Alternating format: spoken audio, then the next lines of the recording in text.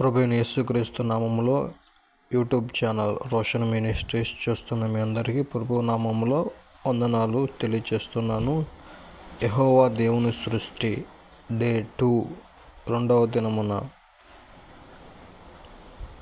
ఆదికాండము 1వ అధ్యాయము 6వ వచనము నుండి 8వ వచనం వరకు రెండవ దినము సృష్టి గురించి బైబిల్ గ్రంథంలో రాయబడినట్టు మనం చూస్తూ ఉన్నాము.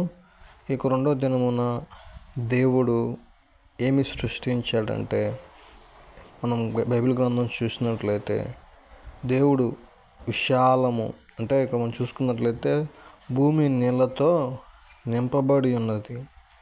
మనం చరిత్రలో చూసుకున్నట్లయితే భూమి గుండ్రముగా ఉన్నదని, భూమి శూన్యములో వేలాడుతుందని కొంతమంది గొప్ప గొప్ప శాస్త్రవేత్తలు చెప్పినట్లు మనం చూస్తూ ఉన్నాము.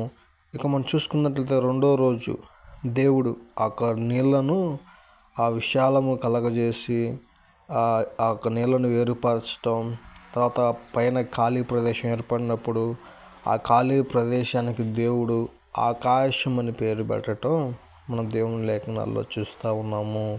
అంటే ఇక్కడ దేవుడు రెండవ దినమున నీళ్లను వేరుపరచటం, కింద విశాలం కలగటం, పైన విశాలం కలగటం, అక్కడ నీళ్ళను వేరుపరిచి దేవుడు విశాలము కలగజేసినట్టు మనం చూస్తూ ఉన్నాం. మాకు విశాలంకు దేవుడు ఆకాశం అని పేరు పెట్టినట్టు మనం చూస్తూ ఉన్నాము. కాబట్టి ఇక్కడ చూసుకున్నట్లయితే దేవుడు అంటే రెండవ దినమున ఆయన నీళ్ళకు వేరుపరిచి ఆకాశము అని పేరు పెట్టడం రెండో విధంగా చూస్తూ ఉన్నాము. కాబట్టి దేవుడి కొన్ని మాటలు దీవించును గాక.